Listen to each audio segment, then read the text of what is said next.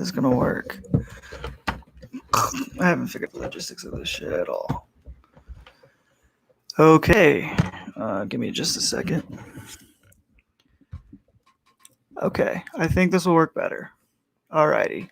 Um, Give me just a second. I have to figure some shit out real quick.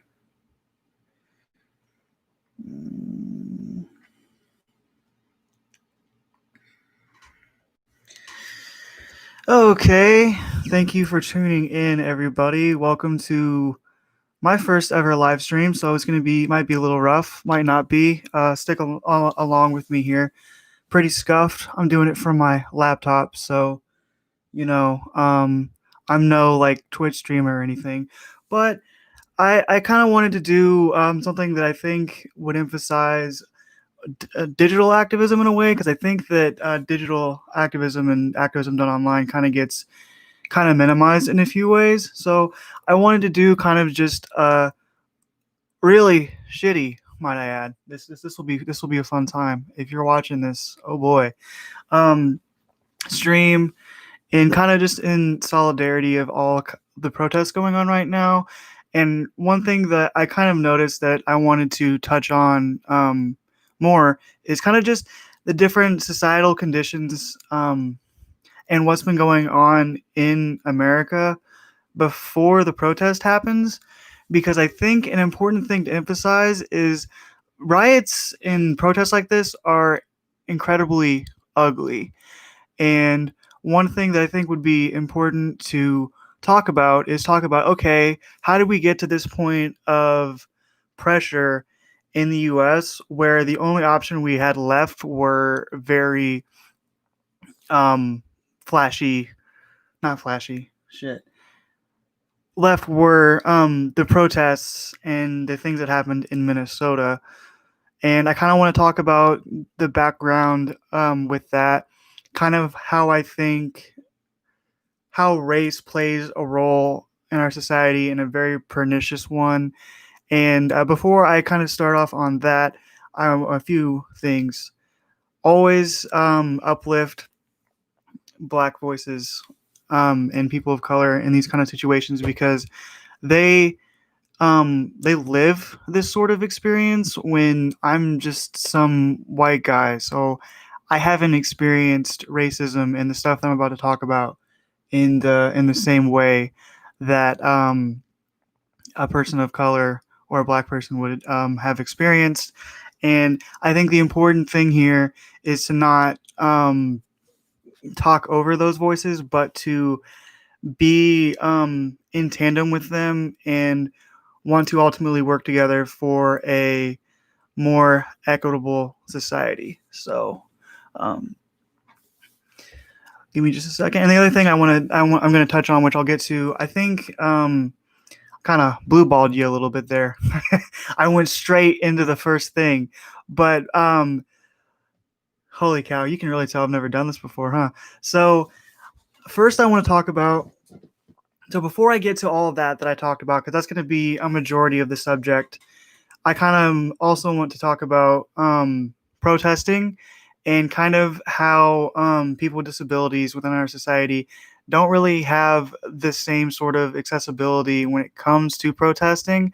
And part of why I'm actually doing this stream instead of going out on the street is because I'm disabled. I have cerebral palsy, and I wanted to just kind of maybe show a way that there can be some kind of like digital activism with a stream that doesn't require people that aren't able and it's not safe for them to go out on the street to go out on the street. There are other ways that you can bring light to issues and to talk about everything that's going on without necessarily having to go out on the street and risk whatever it would be for you. Plus, there's so many marches. There's always like a march, and there's like not enough sit-ins. You know what I mean? Like it's always like we're gonna march for this cause, and it's like, bro, I don't walk so good. My cerebral palsy makes walking distances hard. I always feel like Chowder. If you've ever seen this was a cartoon on Cartoon Network when he was like, no running, please don't make me run. And I think about that with marching, where I'm just like, no, please don't make me march. So I think there might be quite a few ways that there is a way to be more accommodating for people with that are other bodied, so to speak. Um, or at the very least, just speak a little bit on some creativity to find different ways that you can be a part of like the social change that we ultimately want to see in society without necessarily having to go and do the marchies, because the marchies is hard on us people that um whose bodies can't take that long of a march, and sometimes I feel like that gets kind of forgotten too.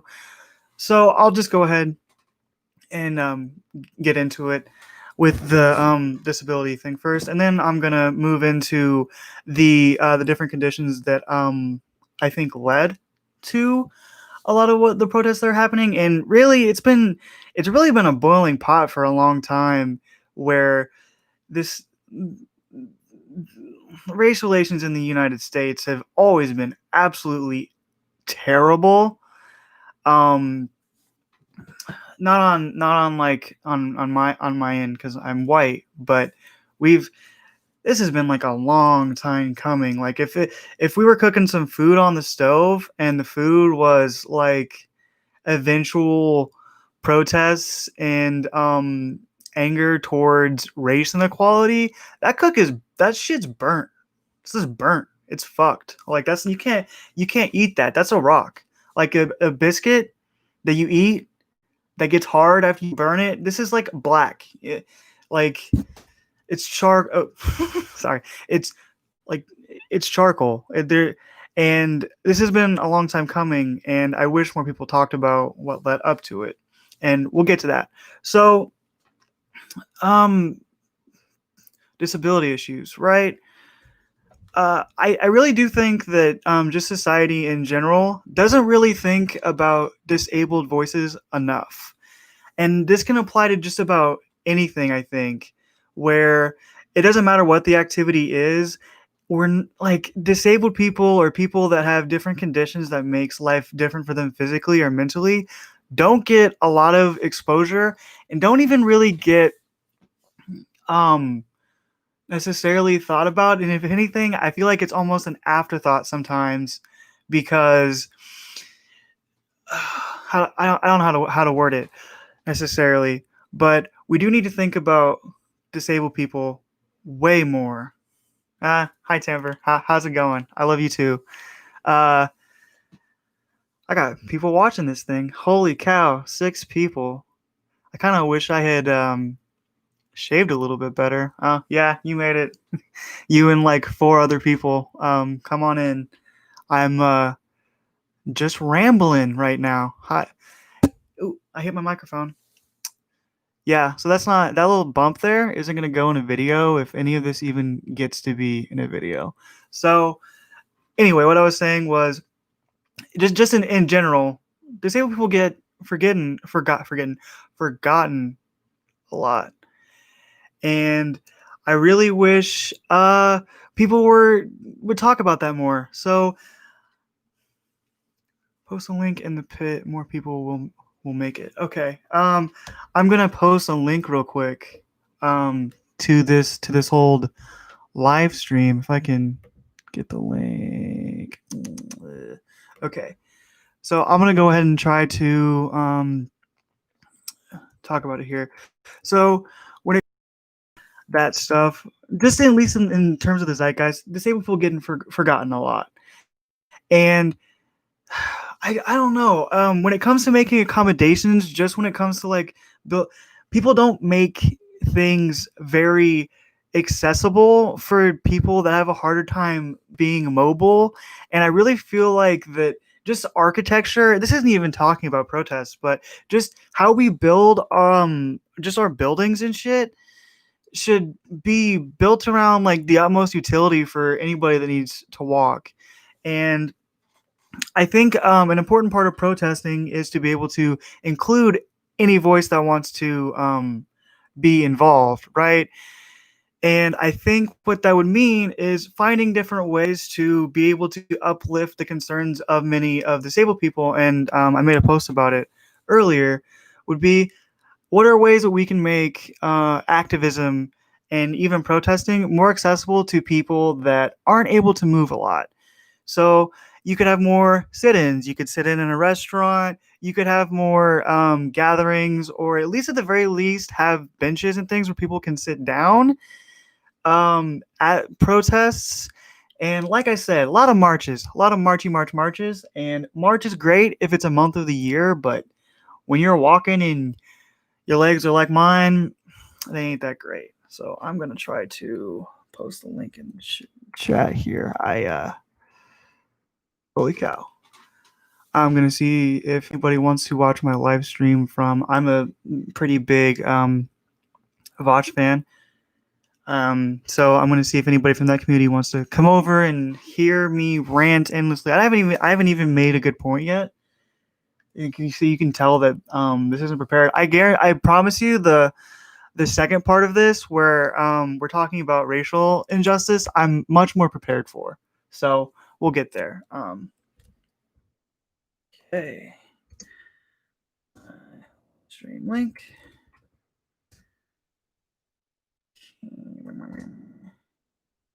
Oof. Okay.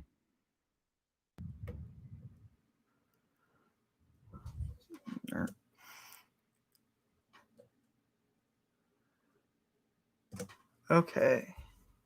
Cool. Yes, I agree. I agree, buddy. Our infrastructure is trash. It is absolute trash. I just wish there was more creativity when it comes to protesting, and this is what I mean. I think if we were able to elevate digital activism in more of a way, and I understand that the argument for IRL activism in real life activism is that it has a more immediate physical effect. If you know what I mean, it's a lot easier to do when you're doing IRL activism to someone left. See you later, buddy. Um, to see, oh god, to see the effects of it, and it does seem like just on a very visceral level. Like you can get more done. Like if you're doing it in your community, you can do more. Like you can give food, you can have meetings. It's more concrete. But for a lot of people that aren't able to necessarily go to like marches and a lot of things that are with physical activity, I think we need to include them too. So what that means is streams, more protest streams. Shameless plug here. Like posting on social media, it's a form of activism, and how it when it isn't necessarily like it's not the same as IRL activism, but I feel like it needs to be at least treated to be um more valuable than it is, because I see so many people in leftist spaces like not shitting on online activism, but considering online activism a lesser form of activism, or a lesser form of just a lesser platform. And I don't really like that, because it tends to be ableist for a lot of different reasons. Because if somebody isn't physically able to leave the house, but they want to be able to participate in society, I think that online spaces are a very good way to do that. So you can make YouTube videos, you can make propaganda on YouTube, on Twitch, everywhere. And I think we while some of the atmosphere around it can be a little bit insular and sometimes have a lot of purity tests, at least with the left, I still think there's a lot of infrastructure online that we could utilize for mutual aid, for protests, and just maybe making more digital spaces to be able to promote leftism is something that would be more inclusive for people like myself and other disabled people. And having some more inclusive digital spaces, being able to promote the digital space as a more viable form of activism, and instead of putting IRL activism over digital activism. And I understand the notion of someone being like an armchair activist that's just constantly posting on social media. I get that, but I do think that even if it does feel that way, their intentions can be good, I think. And making more room for that, I think, would be good. So just more creativity when it comes to protests, more online spaces, creating more online spaces for that, and just being more inclusive, because I guarantee you there's plenty of people that want to be a part of the protests and want to be able to have their voice be heard, um, that are disabled. I guarantee you there's tons and tons of disabled folks of color that aren't able to go out and protest, and that's okay. You don't have to go out in the world if you're not able to do that. If you have like a mental disability or a physical disability, something that's preventing you from being able to go out in the IRL, out in the spooky land of the places with weather. I don't go outside because I'm a fucking vampire. Outside's scary. That's okay. And I just kind of want to take a moment to say to all of the people that aren't able to protest for whatever reason that is, if it's anxiety over coronavirus, if it's an actual physical disability, it doesn't matter what it is. It's perfectly valid to uplift your voice from home, from your own platform, whatever that platform would be digitally. And I think you have just as much of a right to be heard too. And we need to include all the voices in this, because if we really want to get a power behind a social movement to create actual change, everyone needs to be involved. And it's okay that if you're not out protesting, if you can't, you know, is there a way disabled folks can be like a support? That's a really good question. Um, I am not a super big expert on it, but I would imagine there's ways that you could like just kind of go into your community, whatever your community is, and even something like helping people with transport. Yeah, that's a good point. Yeah, you could help with you could transport people to different events. You could, at the very least, if you can't be at the protest, you can at least help organize them, talk to the organizations, just be a part of something behind the scenes. Or even if you can't be at the marches, you can provide water or food or something. So you can just kind of get in contact with local organizations to see what you can do. And maybe even, let's see, is there anything else? Even something like, I already read that. Yeah, so you can give food and water to protesters. You can offer support to protesters. And this is something that doesn't get, well, I guess it does, but just like donating monetary funds to organizations that are working for social change is just fine too. Not to say by myself, but this is an aspect I haven't thought about before. Right. Okay, that's really cool. I'm happy to hear that, because that's kind of part of what I want to do on the Arachnoid channel is be more vocal about those kind of issues, because I don't think people mean to not. It just doesn't come into people's minds, because if someone that isn't disabled isn't necessarily going to think in the same way and with the same concerns. Like, for example, I have balance issues, and I'm constantly thinking about not moonwalking into a pit of nails and dying from like skateboards. Skateboards are scary to me, because if I got a skateboard or a surfboard, if I got a surfboard, I could drown. Waves are not my friends; they are my enemies. Skateboards could hurt, but someone that doesn't have that kind of balance deficiency isn't gonna know that. Um, Also, I'm gonna like hate having to go back through this video, because I'm in full quarantine garb. I my hair isn't cut. Um, I'm full trash goblin right now, but fucking whatever. It doesn't matter. Didn't shave. I'm taking my streaming future very seriously here. Streaming from my laptop. Probably should have showered before this, right? I did shower. Am I lying? You'll never know. You won't know. I won't tell you. No. Yeah. So just more creativity, and I'm when it comes to that sort of thing, I'm trying to think if there's other things that you could do.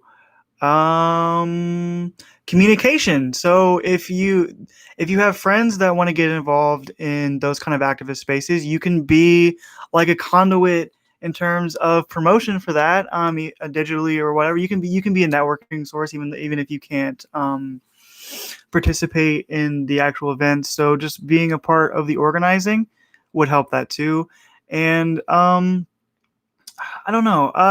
That's pretty much all I really kind of wanted to say on that topic. I wasn't fully prepared for that, but I hope that at least opens people's minds to at least how I'm at least thinking about it, and how it's not this monolith. There's plenty of people that want to get involved. There's plenty of disabled people that are affected by the arms of oppression that have to do with white supremacy, that can't necessarily go out and protest. And I'm in full support of you, and it's okay. And I'm glad you're doing what you can to help, because every little bit matters.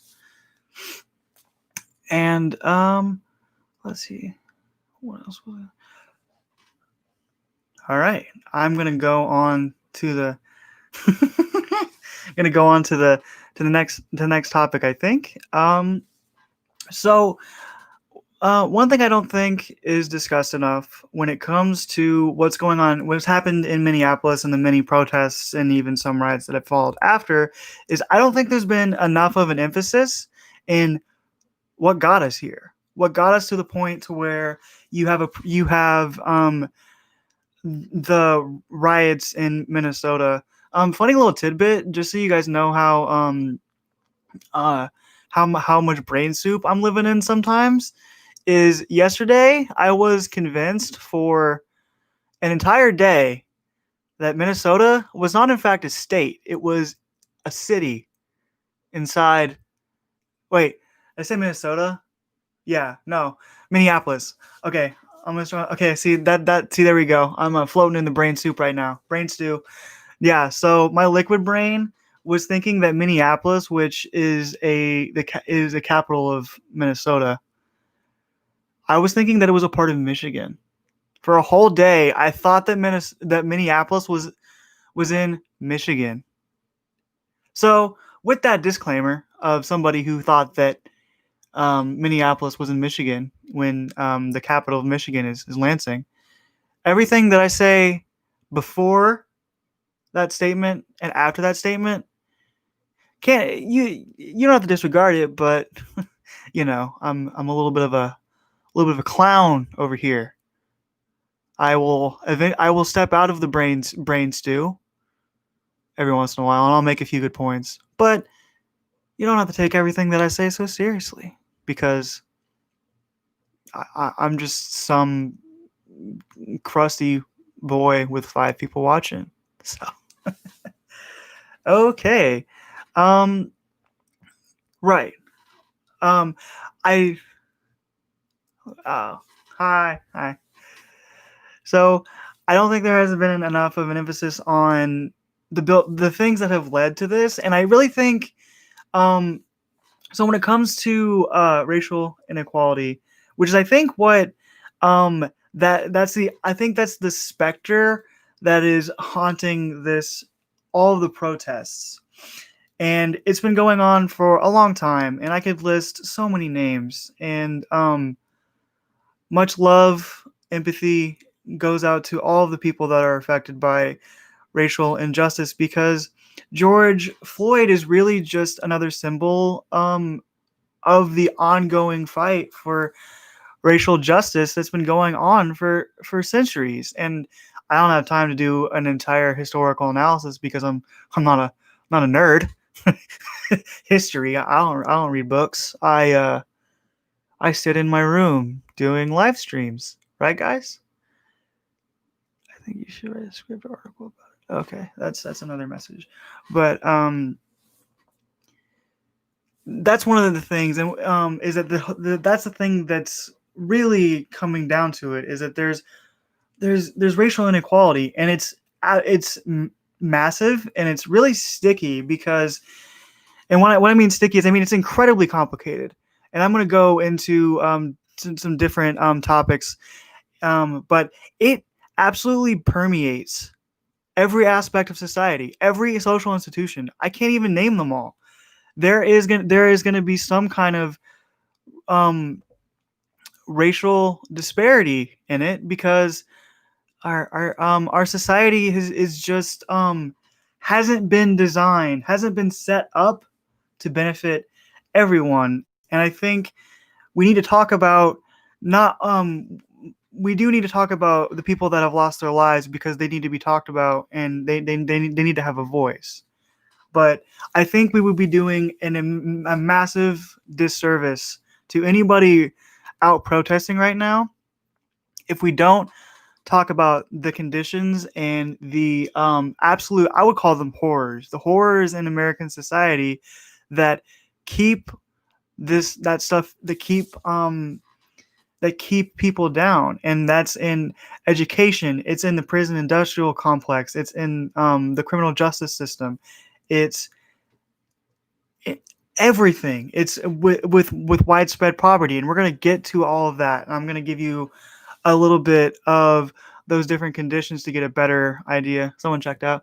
See you later.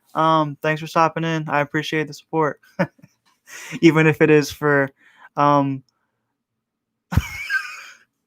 fuck that guy just checked in for like 2 seconds, saw that like my camera was shitty, and was like, this is just some weird guy streaming, and he doesn't even like he's doing it on his laptop.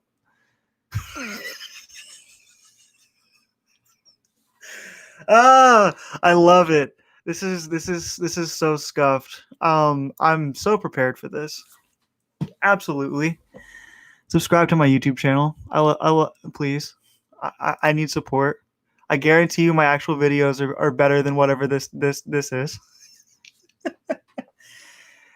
Anyway, I think we're doing the people that are out rioting and protesting and that want to see things change in society, we're doing them a disservice if we don't talk about all of the systems and arms of oppression that led everything up to this point to where people were felt so desperate, and especially Black people and people affected by these systems. Because I'm Wonder Bread over here. I don't have at least, yes, exactly. At least I don't sound like shit.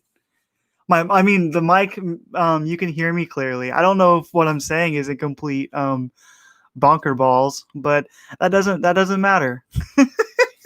um, I think we're doing the those people a disservice if we don't dive into race relations at least on the surface, because I can't get to every study and everything and every aspect of it because it's absolutely everywhere, and there's going to be some de facto bias just in terms of how we frame society, because American society was built on that racism, and there's just been slowly there's been steps forward, but we're still not far enough there. And what I want to do is I want to at least highlight some of the different areas that I was able to find that show the just how we got to the point to where there are people marching out on the street, and it's absolute pandemonium. It's been happening before. It's happened in Ferguson. There have been protests, Black people and Native people, because people indigenous people also deal with an incredibly high rate of police brutality, and that doesn't get brought up enough. But they struggle, and I think part of my duty as somebody that benefits from the parts of society that are holding other people down is to people that are listening, especially the people that let's be honest. There's plenty of white people out there that don't listen to anybody that looks different from them. So if I can use my Wonder Bread superpowers to convince the other loaves of bread of what's happening with all the other people in the world, people. I just broke my analogy halfway through. Shit. If I can convince other people of what's going on, and to at least give an empirical baseline for the inequality and to show them there's something going on here. Maybe okay, bye, bye, person who left. It was good to see you. We're already almost 30 minutes in. Um, by showing that, I think it would be a good thing. So I'm gonna go ahead and kind of go start getting into the details here, and I'm making a document, and I'm gonna make it look nicer.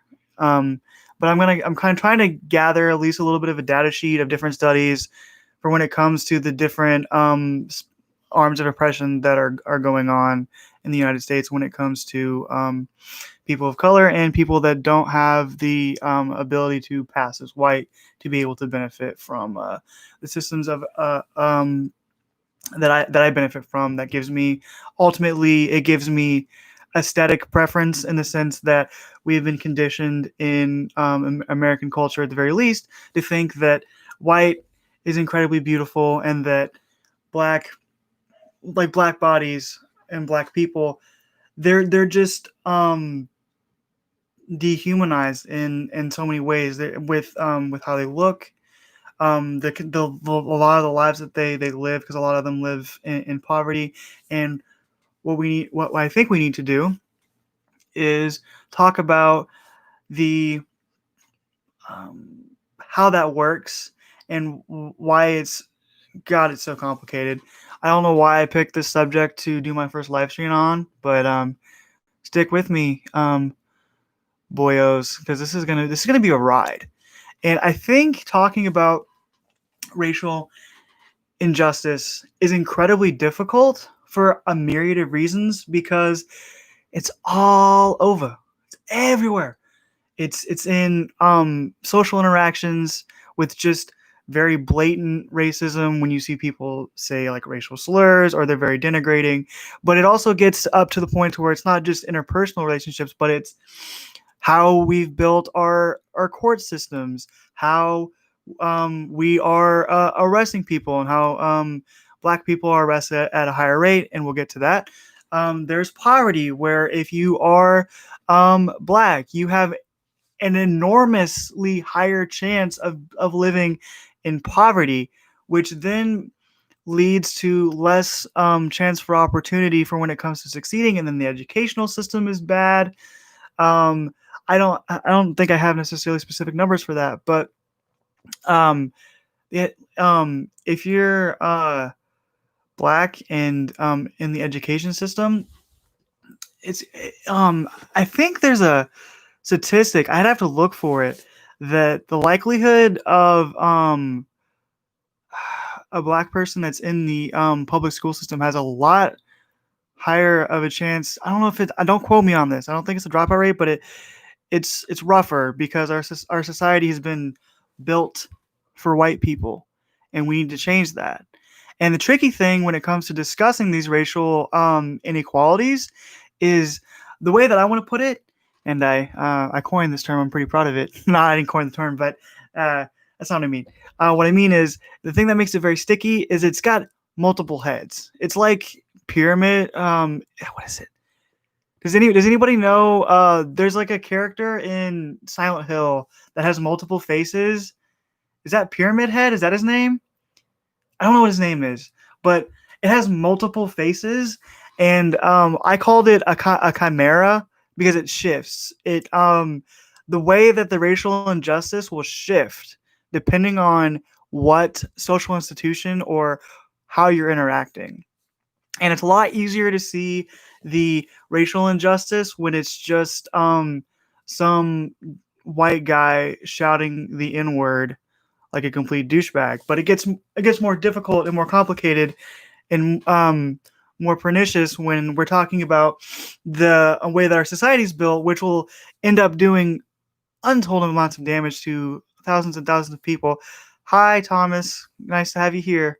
Um, and that's the tricky thing, is that depending on where you're at and where you're looking, the face will change. The chimera will change from a lion into a human or into a dolphin, and it's not going to be the same for um, any different system. But without further ado, I'm going to first, I think what I'm going to do is I'm going to start out with kind of maybe outlining the different areas of racial inequality and how we need to strive for racial justice. We need to do what we can to figure out what it is um, white people and other people in the society are benefiting from. Okay, I'm gonna school funding allocation state by state total budget compared to their racial demographics needing to drop out to make money. So many education props. Yeah, and I think that that's actually a good point. Because I'll get to that because I think that poverty has another role to play because when you're not when you're in more like middle class home or you're more financially stable, you don't have to worry about making money, and then living conditions I think play a part of that too. And I think that's ultimately another. It's not the end all be all because I'm not a class reductionist, uh, but I think taking active steps to combat widespread poverty, especially within the Black community, will and improving the living conditions of those that live in those communities would do so much benefit for them, and it would make um, would not only make those communities within themselves more prosperous and be able to give those that are stricken with poverty and no other options a better chance at life, but it would also make the world a better place for our entire country. And it gets really complicated because not only do you have all those like the issue of poverty, you've got the educational issues, like school funding. Not necessarily. I don't even know what the number of like Black teachers there are in the school system. But so like when education isn't as good, when you're poorer on average, when especially if you live in the inner city, you're exposed to. Oh, thank you. Bye. Thanks for stopping in. I appreciate it. Um, when you live in just on average worse living conditions, you're going to be exposed to. We're going to get to the crime aspect because that's another thing that's kind of lurking in the background. Is if you're poor, you're more likely to commit more crimes because you have less options when it comes to making money. We'll get there, I promise. But so when you have Black communities being vastly overpoliced, I looked up the statistics for it, and it absolutely boggled my mind. I think it was if you're Black, you have like a. I think it. Well, I'll get to it to clear it up, but you have almost like a six times more likely to be arrested for a crime. I would imagine if a white person committed, they might not go to jail for. So overpoliced, incredibly poor. Um, and then because you're incredibly poor, you're left to your shit. You're left to your own devices in a way that if you were helped with adequate housing, with uh, if you had adequate housing, if you had access to steady access to food, to water, to better education, that life would be more better off. But not only do you have all those issues lurking in the background when it comes to um, those issues, but you also have the over policing and the prison industrial complex that's almost like I almost feel like saying that phrase has almost become a meme. Because like there's all like in America, there's like an industrial complex for like the imprisoned industrial complex, the military industrial complex, the misery industrial complex. You got big pharma. Uh, sorry, but it's just interesting. It's better than like conspiracy theories, which all now have gate in them. If there's like a conspiracy or a scandal, like deflate gate.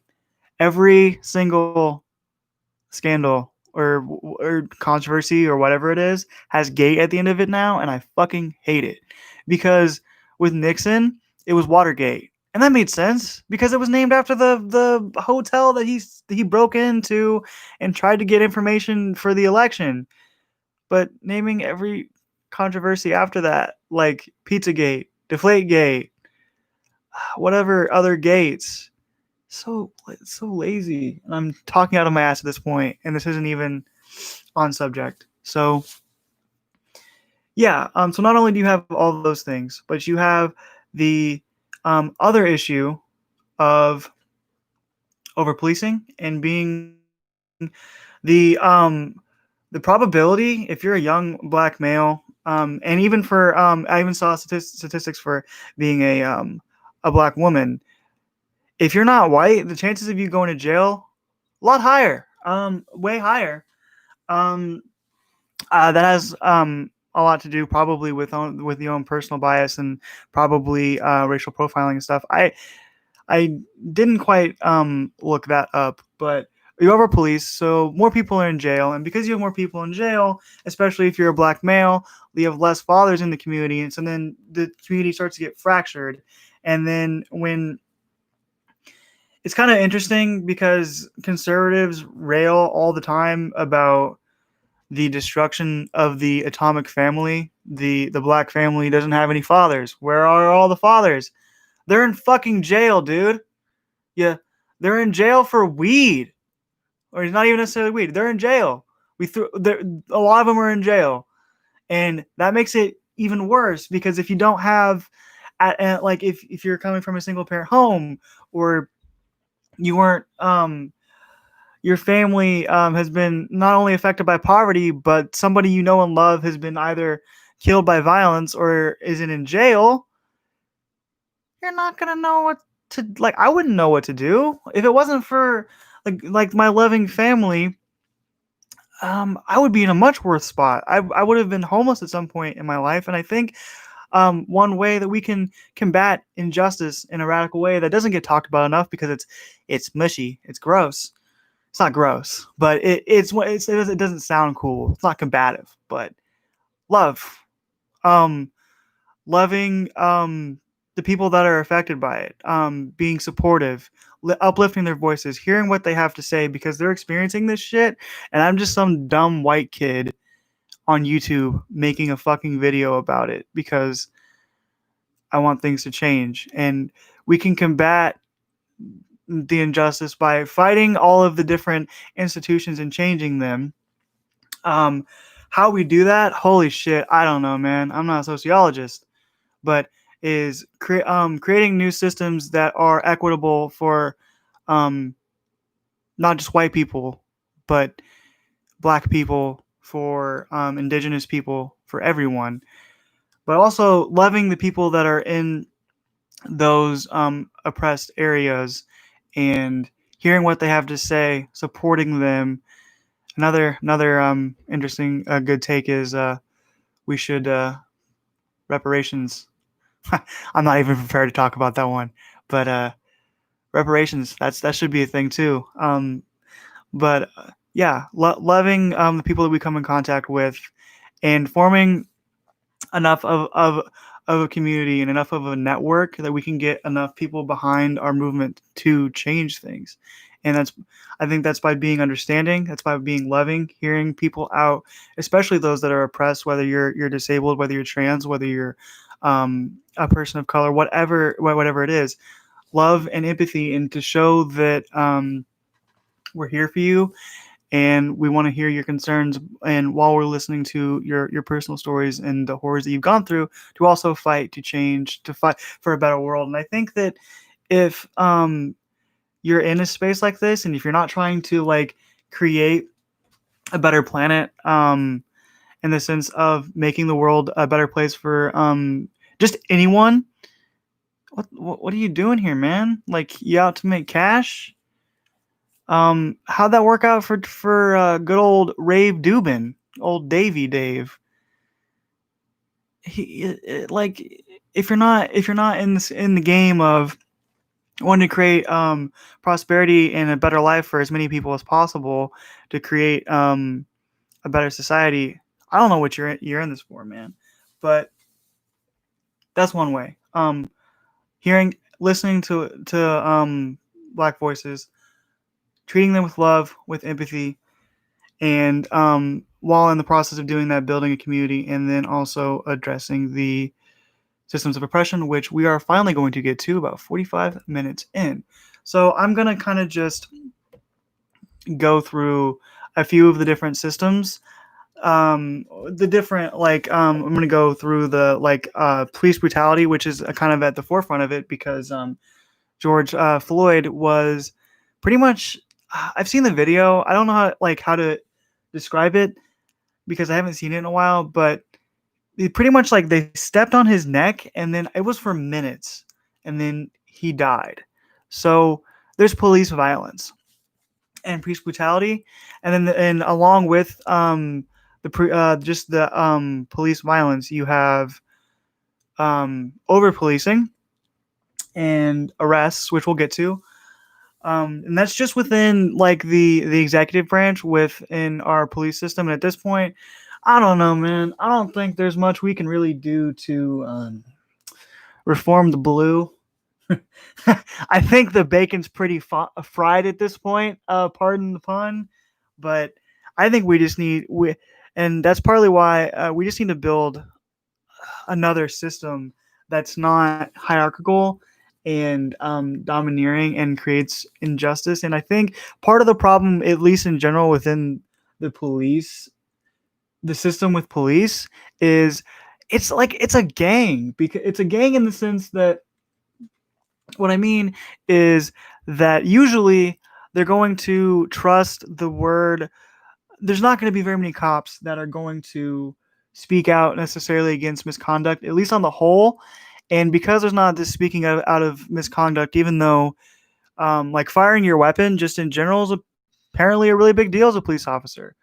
But when you create an atmosphere and this in society, at least within the police precincts and some different police departments, where handling of arrests and things like that, when you're not speaking up against misconduct and you're not addressing the different things that your fellow officers are doing that can be problematic or even dead lethal when it comes to the killing of people like George Floyd, Michael Brown, Freddie Gray. There's so many names. It's depressing.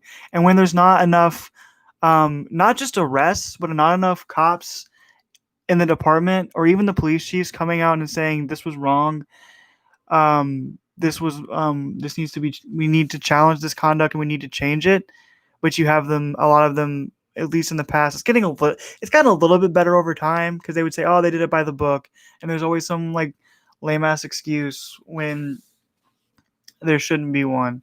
But when you foster that, there's no culture of accountability for police officers, and police officers end up getting more leeway in so many different respects, whether it's in a court case, when it comes to how they arrest people. And I mean, I don't think people on the whole like cops, but when your place of employment isn't giving you full accountability for the actions that you're making, it's not going to be conducive to creating better. Okay, I got a question. Do you think the abundance of guns in America allows the police to act tyrannical with self-preservation as an excuse, or allows people to protect themselves from tyrannical police? Huh, that's a huh. So, I'm actually pretty pro-gun on the whole. I think I'm gonna kind of just start from it's a toughie. Yeah, it's a toughie. Yeah, throwing me the hard questions. It's very tough, and I'm gonna kind of just explain my stance on guns. But maybe shootings are because they might have had a gun. Okay. No, I think I know where you're getting at here. I do think so. I'm gonna just talk about the sheer number of guns in America because that's kind of at the base of your question, and then kind of go over my views on guns on the whole. I don't own any guns myself, but America has a shitload of guns. Holy, we have more guns than people by a staggering amount. I'd have to look. Let me see if I can find the statistic for it. Actually, we're gonna do some live research here. Um, how many guns? And I promise I'm gonna get to your question. Uh, because that's actually gonna be the hard part. And if anything, getting an average idea. Just ate the microphone. Getting an average idea how many guns we have is a good thing to know. How many guns are in America? And while we're on the subject of police brutality, I think that tends to, at least when it comes to having a lot of guns in America, just in the context of like a police stop, there's going to be a higher chance of a police officer that's going to be stopping you that, um, and maybe even setting just like racial bias aside, because there's more of a likelihood for you to be afraid of like a black person than a white person, depending on the cop, whoever you are. But just in the fact that there's a sheer huge amount of guns in America, um, as a cop, I would imagine that would put you on edge at a lot of stops because you don't really know who has a gun. Okay, so um, it seems that this is from Wikipedia. Do I want to trust Wikipedia, y'all? How many guns? Okay, let's go to Axios. That's a good source. That's a big brain source. Let's see. Gonna be a lot. So if you're a police officer and you're stopping somebody, you're gonna be about whether or not they have a gun a lot. And I think that's where people try to draw like ambigu- draw ambiguity when it comes to a lot of the police brutality. Is, oh, they look like they were reaching for a gun, or they could have been acting in violent intent and violent behavior, when it doesn't matter. Um, like, I mean, okay, holy shit. Um, it it matters in the sense that it explains what's going through the cop's mind, but there's never any excuse as a police officer to uh use an abundance of force when you have no proof necessarily that there's going to be a gun. And so, uh, I swear to God, I'll get to your question. But so the United States has 270 million, 270 million guns. So we have about 120.5 guns per 100 people. That's a fucking lot. A lot of guns. Sorry for throwing a hardball, but I think there's a huge problem with police violence brutality. No, I completely agree, because just the sheer amount of guns makes the issue even more complicated. Um, and I think, at least in the case of George Floyd, there was no gun. Um, so it's a lot easier for people to be able to see, wow, this is really fucked up right over here, and want to be able to fight for the injustice. And I mean, it makes it. Let me read your question again. Do you think the abundance of guns in America allows the police to act tyrannical with self-preservation as an excuse? Yes, absolutely. I think the idea that there, oh, not the idea, the fact that there are more guns per capita than there are people, that police, when they get in sticky waters, whether they're right or not, and usually they're not right for the most part, they can use the fact that, oh, I thought they had a gun, as a major excuse to be able to apply unequal force. And that happens a lot. It doesn't even necessarily have to be with a gun. As long as you can convince people of the possibility of there being violent action, they're going to be more likely to excuse um, what would otherwise be considered bad behavior, and not just on the part of a citizen, but on the part of a police officer. That's another thing that like really gets my goat, is police officers should be more accountable for this shit. They have more accountability as officers of the law that are able to hold a gun at their hip or a taser. They should be held more accountable for the amount of force that they use um, on people, and they're not. It's so much easier in the context of that institution for them to say the cop was doing it by the book, and to the worst that tends to happen just on average is you get fired. You don't always go to jail. I mean, Yeah. Shit. I just everything I was about to say left my head. Yeah, so we're not holding police officers accountable, and I honestly think that I I want to work to reform the police system as it is. How we can reform it to cause the least amount of harm to the most people, but I really think that at least it's gonna have to be rebuilt to something better. I don't know quite what that looks like, but to answer your question again, yes.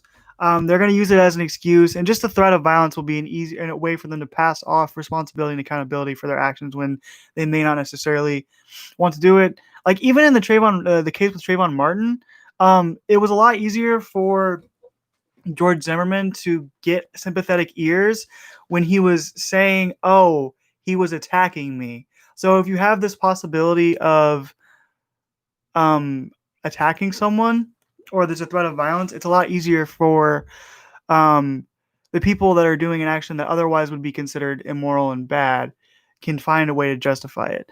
And then, or I do think whether or not they're actually protecting people, guns are protecting people from tyrannical police. I don't know, man. I think it has the possibility of protecting you from police officers.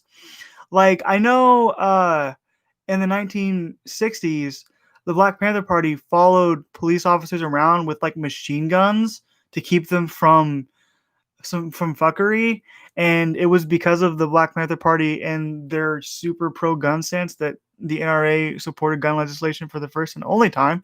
Uh, I think it can. I think if in terms of if there's communities of people that have guns and we're holding police officers accountable by threat of weapon, it's possible. It's just there hasn't been a lot of examples of citizens using guns in terms of protecting us from police. I think it has a shot to. I think it definitely ups your chance, at least for your own sense of personal safety. But in terms of the police, that's another thing that I'm not even going to necessarily get to cover. The police are super militarized. They have tanks. Uh, tanks. Hey, you got weed? We're gonna blast you with the fucking tank. I'm waiting. I know that'll never happen, but that's what it feels like when if someone's rolling out a tank, even for a protest, and it might even have to be a tank. It could be some like military vehicle. What is that? What is that doing besides just intimidation? And that's another thing that I don't like about the police is like I don't ever feel like they're like whenever I've been pulled over and they're more of an occupying force than they are a benefit to the community. Um, it's a way to instill fear in people, I think. And okay, I'm gonna go ahead and um go back to my doc. Thank you for the question. I appreciate that. I hope I was a. Did I answer your question? If you're still watching, happened in China in yeah, Tiananmen Square, right? Yeah. Um, it's partly because we live in a police state too. Did I answer your question? I hope that did. I think I did an okay job. I'm not used to this just yet, but I think I did an okay job. Okay. I'm gonna go back to the stuff that I want to sift through. But thank you. If any of the other four people watching this have any questions, sorry for the sidetrack. Thanks for your answer. Yeah, no, it's not a sidetrack. It's actually very important to the topic that we're discussing because I do really think that when there are people that want to get away with certain actions, the whether it's with a gun, within many cases, has been used in cases of police brutality as a way to garner sympathy when they otherwise shouldn't get it. So very topical. That works. I'm 100% for it. And if any of the other other people are watching have questions, feel free to interact. I don't have. I know there's not a ton of people watching right now, but I'm honestly having a really good time. I'm enjoying this. I'm going to see what's going on. I think you should. Yeah. Give me just a moment, guys. I'll be right. I'll be right back with the hot scaling hot scalding scale the scaling hot scale of justice. I'm such a. How did I even get 4 people watching me? I'm gonna see if you guys want to know what's funny before we get straight into the police brutality stuff. So I made a Twitter account for this live stream, and like I posted the link to my Twitter account that has no followers. And now that I think about it, I'm kind of like, why the fuck did I make a Twitter account with no followers to find my live stream when when there's nobody on the account? Man, going big old brain cells in this guy here. Let me tell you, I'm okay, fuck it, whatever. You're here. It just said 1 a.m. here in Britbonger land, so I've got to go. But it was super cool to stop by, and I really liked your political journey video. Awesome, thank you. I appreciate that. I really appreciate that. I'll just call you Rain because that's how I know you. I don't know what you want to call it, but thank you for stopping into this live stream. I actually, since this isn't like a super terrible setup, I might find a way to do more streams in the future. So I really appreciate it, and more videos to come. Another new video every Monday. The stream is a little bit different because I don't have experience with streaming entirely yet, but I appreciate you stopping in and watching me talk about stuff. And I haven't even barely gotten through all of it yet, but I appreciate you watching, and sleep well in old Britbonger Britain in the UK. Sleep well. Keep it up. You'll only get better. Sweet. How wholesome. Fantastic. And the political journey video that uh,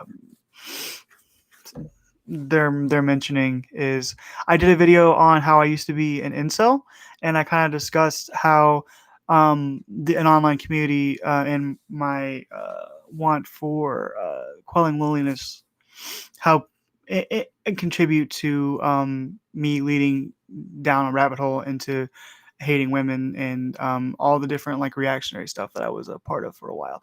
And that's why I think it's important to try to reach out to people that we otherwise don't think about necessarily reaching out to our causes, and just promoting leftism and wanting to create a better world. And I think doing that would be to reach out to as many people as possible. And that's my incel video. Back to, I want to do a really quick shout out because this is my stream, and I'm going to in and watching because I hella appreciate it. So thank you for watching. I appreciate y'all checking in at the very least. Okay, so a statistic that I ended up stumbling upon, and this is from a study. Let me click on the link on the linkers. Oof. I got comments on a Facebook post I can't look at right now because I'm busy doing a stream. Sorry, guys. I'm occupied with a stream. I'm gonna do real quick Facebook check real quick if it actually loads. Is it gonna load? No, it's not loading. Now I gotta find the fucking. I have like a million browser tabs open right now, and that's terrible for this. Oof. Because now I have to find. I opened up a link to the study that we're going to be talking about. I'm going to give a little. So the study that I found, and I'll tell you who the study attributes to in just a moment, said that the sixth leading cause of death in America, if you're a young black man, is police brutality. And the study is that I have is from the Proceedings of the National Academy of Sciences of the United States of America. And I'm just gonna go. I think I'm just gonna open up the article on it. It'll give me a better way to look at it.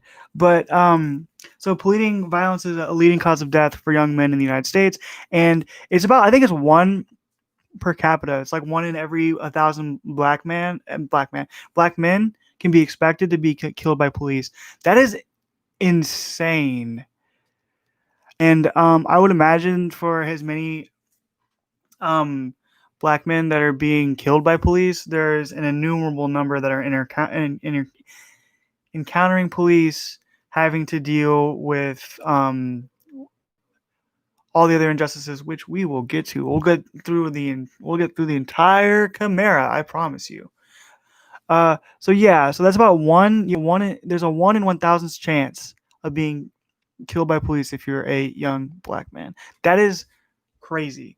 And then the let me find, I got more in the article too because I've got a coverage of it. So it's police killings are, yeah, so they're the sixth leading cause of death among young black men. Or is it young men? We will see when the link loads. But pretty much what that police brutality is a big problem. And we talked earlier about just like the sheer amount of guns. And so police violence and living in a society with tons of guns, and just with all the different biases that we have from our different social institutions, whether it's personal interactions, the way that our society is built, is going to end up leading to a bad time, especially if you're black. And so police brutality, risk study on the risk of deadly force by police. Let me open this boy up. Let me go through that. I do actually have I have an article on race bias in policing. Hell yeah! Didn't think I had that still. Okay, um, so if you're a black man, you have a very high chance of encountering not just an encounter with the police, but dying from the police, and that's um probably what a lot of people are protesting with the protests now are protesting is the blatant police brutality, the unnecessary use of force for so many people, and it's all over the news. And I think the statistic from the and I'm sorry I haven't dug completely through the study, but and I actually think I'm probably going to end up doing like a full long form video on it where I cover these different sources and talk about them more in depth. I just kind of wanted to do a solidarity stream with everything going on. Um, so the study done by the Proceedings of the National Academy of Sciences, it's pnas.org. That almost spells penis. uh, PNAS. PNAS. The study by PNAS shows that the likelihood of you encountering death by police is super high, way too fucking high. And that's just death. And let's get to racial bias in policing, because that's going to contribute to not only being killed by police, which I think is a big part of the protests, but how the police are going to interact with people of different ethnicities, and what that means for the criminal justice system too. And this is like a part of the Chimera. Is it looks like the way it looks with police is it's fundamentally the same issue, but it's gonna like manifest itself in different complex ways in different social institutions. So like once you and like what is it? Isn't there's like a school to prison pipeline? Like a phrase that I've heard that I need to look more into. I probably should have looked into it, but um it changes at what angle of society that you get to. And so you end up as a black man having an incredibly high chance of not only being arrested, and because the arrest rate for black people, I think nationwide is 6 times higher for Democrat Party of Slavery, KKK, Jim Crow. Oh, women's rights once again terrorizing America. Democrat Party. I don't have any idea. I mean, yeah, the Democratic Party. Um, that's so irrelevant, dude. So I'm gonna read the comment really quick because this is a little fun. Um, it's the comment is from Obsidian. Obsidian. I don't even know who the heck it is, but they said the Democrats in all caps, because of course it is. Party of slavery. I don't even mention the Democratic Party, dude. What the fuck are you talking about? I haven't even talked about the Democratic Party, but the Democratic Party of slavery, KKK, Jim Crow, the Republican Party was a part of those too. And I completely agree that Democrats are terrible on race issues too. Internment camps, um, Margaret Sanger, eugenics, and voted against women's rights once again, terrorizing America. Um, so that was what they said. And so the issue with how that's framed is, first of all, I agree that Democrats are very bad on race issues, and there needs to be more that we do to combat that in terms of legislation and in policy. However, I'm not a Democrat, by the way. I vote in line with the Democratic Party, but that's because it's the only option that meaningful option I have in terms of creating change in the electoral system. But I think there's other ways besides the electoral system to do that. But the problem with the way this is phrased is, for one, there's been a shift from the ideology of the Democratic Party and the Republican Party since the 1960s. So the Democratic Party of the days of slavery isn't the same Democratic Party that it is now, and um, that comment is just rife with just being. It's so many non sequiturs in there, but I thought it was kind of interesting. Yeah, facts do matter, but it kind of sounds like you're framing those facts in the way of saying I don't like the Democratic Party. So maybe you should not just go off your feelies and then grab facts, because while all those things are true, all those things that you listed in that comment are true things. How is that gonna help in our fight for racial justice, my dude? How is mentioning the Democratic Party of being of slavery and a KKK, it helps in being accountable and remembering our history, and our history affects our future, but not adding much to the conversation, dude. I appreciate it though. I appreciate you coming in. Um, but not man, that's just so funny. That's It's just so funny that he had to spell Democrats in all caps when I didn't even mention Democrats. And Democrats are terrible on race issues too in a lot of different respects. Like I could go through a whole laundry list, but I'm talking about wanting to create racial justice, however that looks like. And I can tell you, it ain't gonna happen in the Republican Party, dude. Um, it won't. It's gonna be a hell of a time to get change through with the Democratic Party. Um, but I appreciate the input. I appreciate it. Let me see. Go back to what I was talking about. Anyway, so now we're gonna get into the racial bias within policing. Okay. That's gonna have a component, and that's what I mean when I say this is such a complex issue. Holy shit! Is so not is that this racial bias is really complex, and it's gonna affect um personal interactions. And let me see if I can get the justice system is racist. Here's the proof. Powerful speech. Tim Scott. Blah, blah, blah, blah, blah, blah, blah, blah, blah, column. Bad for the beat. Desperate racial outcomes. Okay.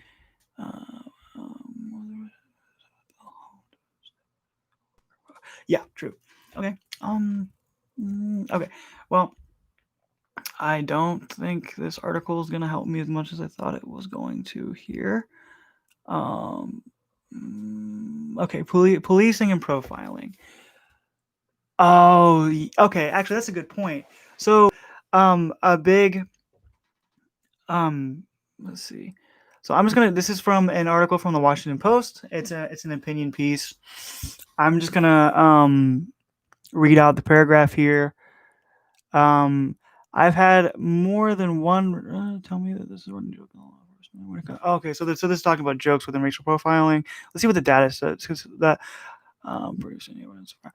whoa. So I do remember that. So there was a famous the stop and frisk that I think was most famously implemented with Mike Bloomberg's term in New York, and it's in New York and it's in LA, but the stop and frisk legislation, which was meant to supposed to crack down on crime, um, it didn't do that. Crime I don't know what the crime statistics are, but so with over policing in black neighborhoods, because that's where a lot of violent crime occurs due to poverty and many other social factors. Um, the data shows that about 3% of the encounters of stop and frisk, which has to do with over policing, actually produced any evidence of a crime. 3%. Holy crap. And that's insane. Let's see. All right. Is there anything else in here that might be worthwhile? 2013 Justice Study found that black and okay, this is a good one. This is a good one, and we might get back to it later. So, a 2013 Justice Department study, black and Latino drivers are more likely to be searched once they've been pulled over. So, the likelihood of you getting pulled over as a person of color is a lot higher, and so apparently the likelihood of you being searched after you've been pulled over is higher. So it's saying that about 2% of white motorists were searched versus about 6% of black drivers and about 7% of Latinos. So that's actually higher for if you're Latino and Latina than black, but that's still an important distinction to make. Which police stopped motorists? He didn't issue a citation. 17.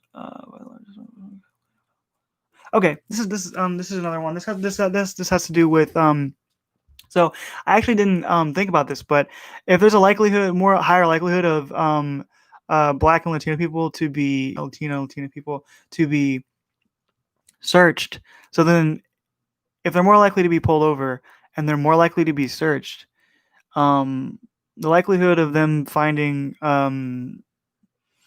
materials to throw them in jail for like drugs. I'm for the decriminalization of all drugs, by the way.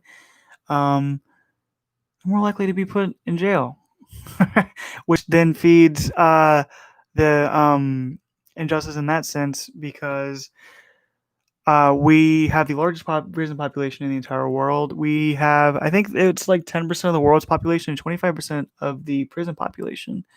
So it's just that's one way to do it. Okay, so a 2017 study of about 4.5 million traffic stops. That's a huge sample size. Well, maybe not huge, but pretty big. By the 10 largest police departments in North Carolina found that blacks and Latinos were more likely to be searched than whites. Okay, so 5.4% for blacks. They're 5% more likely. 4.1% for Latinos and 3.1%. So that's likelihood of them being searched. So there's just and there's even more. So this is just the statistics that I just list off. At the very least, show a racial bias in terms of how often they're being pulled over. So and studies have shown that at least like with marijuana smoking, white people consume marijuana at the same rate as black people do, but black people are like 4 times more likely to be arrested for marijuana. And so it just shows a racial bias, at least within the system, that if you're black, you have a like way higher chance of being not only arrested, but you have a higher chance of being pulled over. And then if you have a higher chance of being pulled over and searched, it means you're gonna have a higher chance of being convicted of a crime, which could lead you to go to jail. So I think the disparities like that um, show part of the injustice in that if white people are committing the same amount of crime as black people in many respects, at least when it comes to drugs, but they're being policed more, it's gonna there's gonna be a disparity because when you throw someone in jail, prisoner rights, baby, we need more advocacy for prisoners. But if someone's thrown in jail, they're not able to be out in society, wanting to make to be out in the world. So so this is a study result citation. Found that blacks were 200. So this is a study from the Kansas City Police found that blacks were 2.7 times more likely to be pulled over and investigatory stop, and 5 times more likely to be searched. So this is going with the same thing where they're more likely to be searched. And I don't need to go over all of it, but I think it's just kind of reading stuff off like that where when it showed in North Carolina and in Kansas City, and there's another one that I'm going to go to later, that that black people are more likely to encounter police just in terms of being for traffic stops, and they're more likely to be searched. And um, what would be the reasoning for stopping black people and Latina and Latinos that much more than white people, especially if when it comes to things like when you do traffic stops, that a lot of that has to do with are like making sure they're not driving intoxicated and drugs and it, what would be the reasoning for over policing like that besides just at least some kind of implicit systemic bias? Okay. Oh, another good explanations. Hey, so I have to go here, but this was great. You're doing so well for your first stream. Oh, thank you, Caspi. I really appreciate it. Thank you for stopping in. So, um, all right. I'm gonna try to get to as much of it as I can, but I will. I'm probably gonna when I get the document finished, I'll post it in the comments so you guys can go through it too. But so far, I'm gonna do a little bit of. Let's see if there's anything else. Do a recap. Is it shows in at least the number the percentage chance of being elusive with traffic stops for black people is significantly higher. So and there I haven't seen any data to suggest that there's good reason for there to be a a higher percentage chance for black and Latino people to be pulled over. I know you're probably still doing your stream. I just wanted to say that Trump's trying to call for martial. Ooh. I'm gonna. What is that? That's okay. I got a message from somebody that's really interesting, so I'm gonna read that. And there's a holy shit. I'll deal with that later.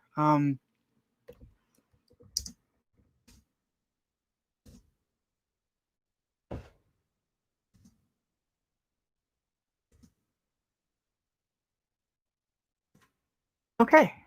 So the numbers with in terms of Ferguson I didn't see within Kansas City, higher rate of being stopped at traffic stops, a higher percentage chance of being searched, which means the chance of them finding something, even if there's nothing, there could be nothing there, but you don't know. But if you're more likely to search a black person or a Latino person than you are a white person, the amount of times you're going to find some kind of contraband or whatever it is going to go up.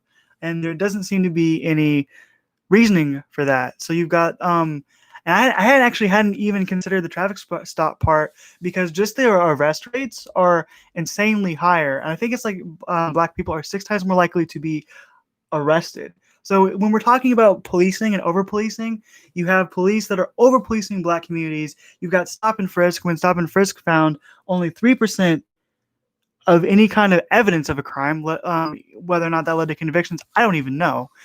So you have everything that we just talked about, stop and frisks. This is what people this is what's been leading up to all of the civil unrest. It's been going on for decades, where black people have been over policed.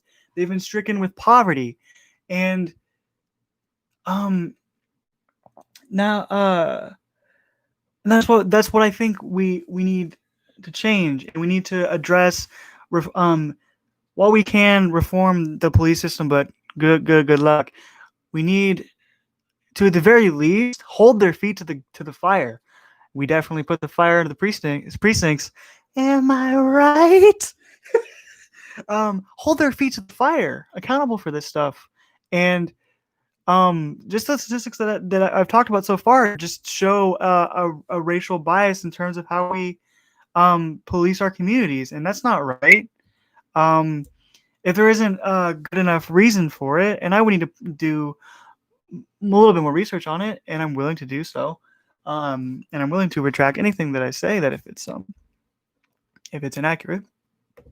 But so that's one facet of the oppression that they face, is the higher likelihood with traffic stops. and and if you're more likely to be stopped for traffic stops, and this is where police brutality comes in, because if you're more likely to be stopped by police, then you're going to end up having more encounters with police on average, which means that the percentage chance for you to end up dealing with violence from police goes up as well. And when police violence is like the sixth leading cause of death for young men, maybe even young black men, probably, uh, it's that high.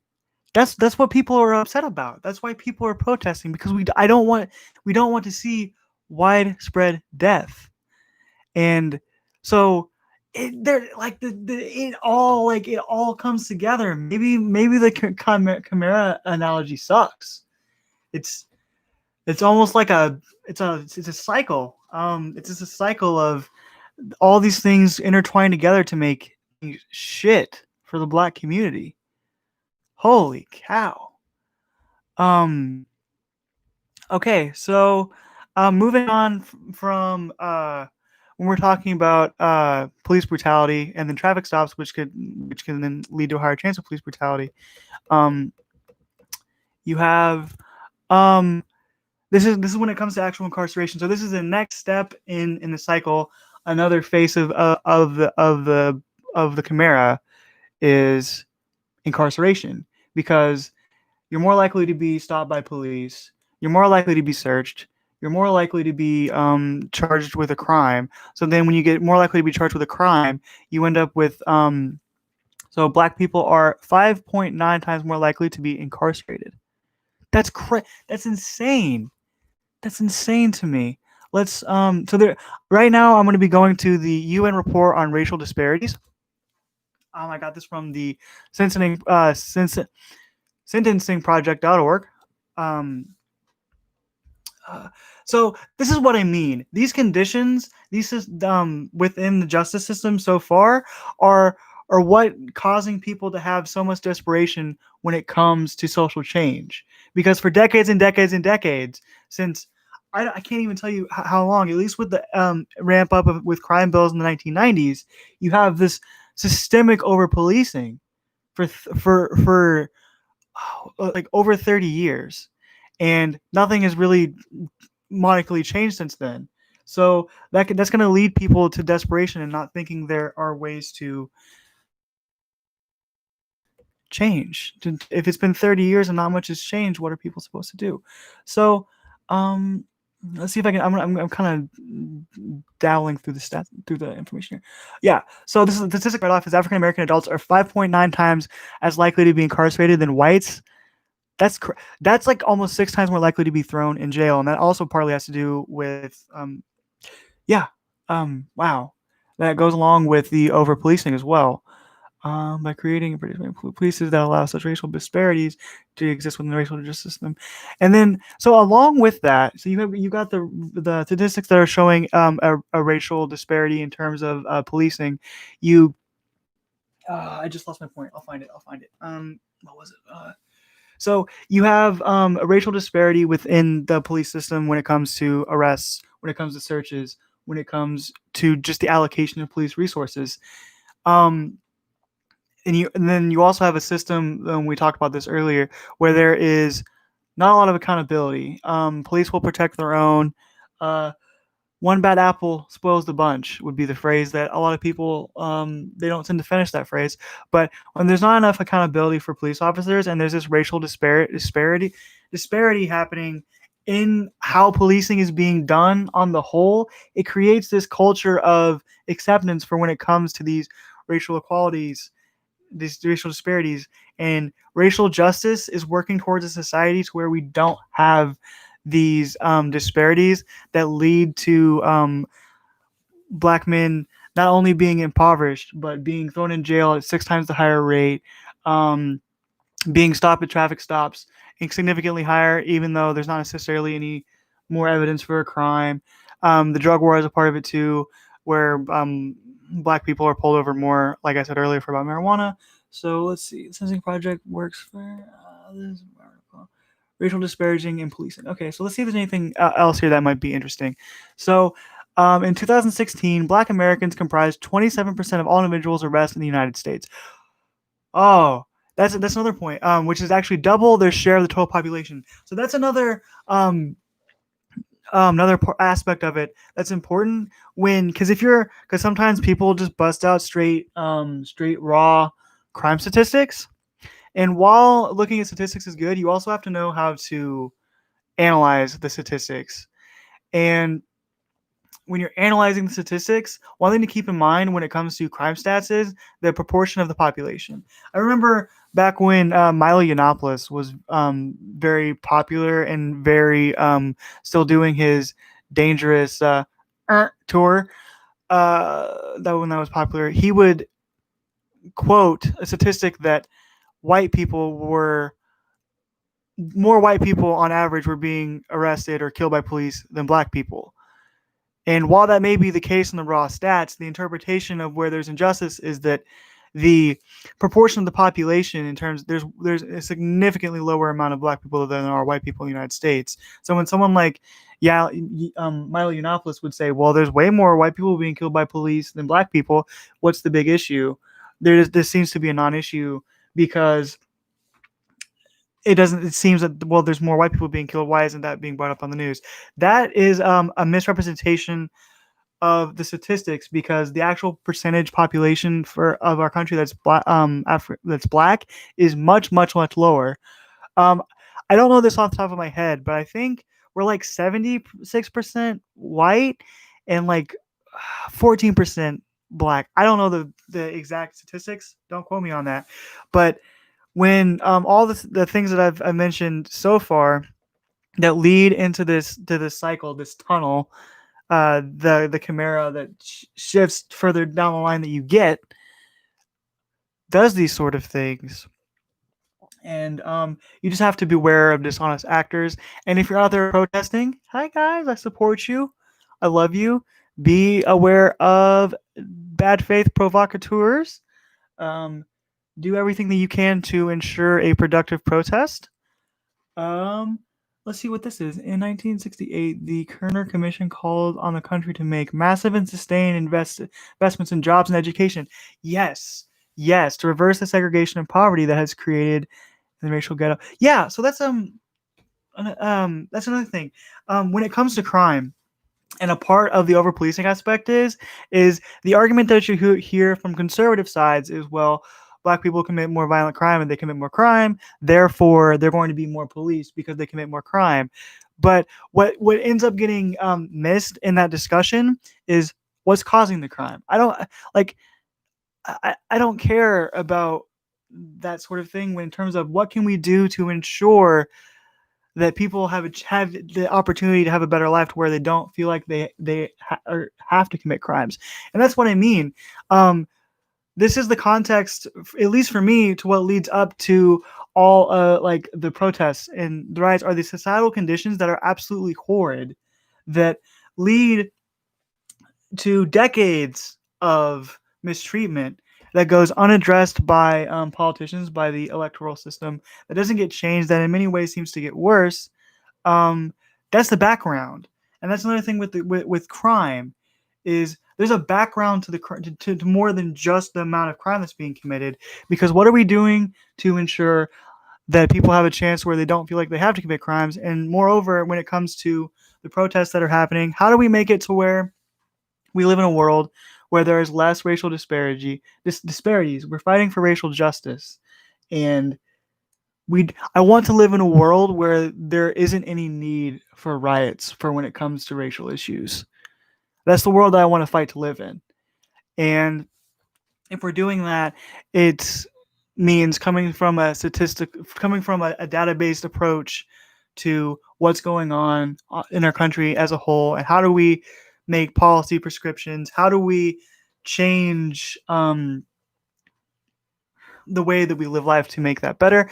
And while I think that can be done with legislation, I think mutual aid groups, supporting and listening to Black voices, as well as providing reparations in many different forms, whether that be support, educating people, which is something that I'm very passionate about, educating people on race issues, giving them facts, and not facts based on your fifis, or giving you a super dishonest representation of what's going on. And it's standing in solidarity to fight for a better world. And I want to demonstrate not only that, but also to demonstrate creative. I want to be able to demonstrate creativity and how we go about changing those things. And I think at the very least, doing a scuffed ass laptop stream, a great old time talking about um racial injustice in the United States, is one way to do that. All right. Give me just a second, y'all. Be right back with you.